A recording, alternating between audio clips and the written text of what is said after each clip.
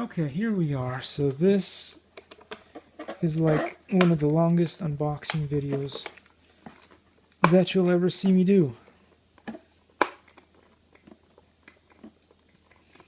Can't even get this off.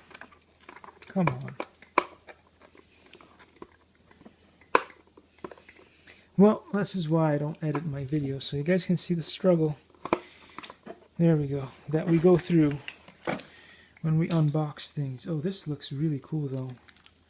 Underneath, I hope that when I remove this, it doesn't wreck the paint though. It doesn't wreck the paint. This looks like a really good setup here.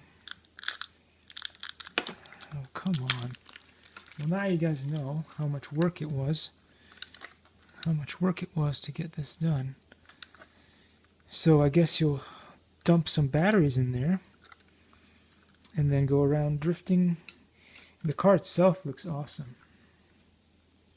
See you in the next one, guys.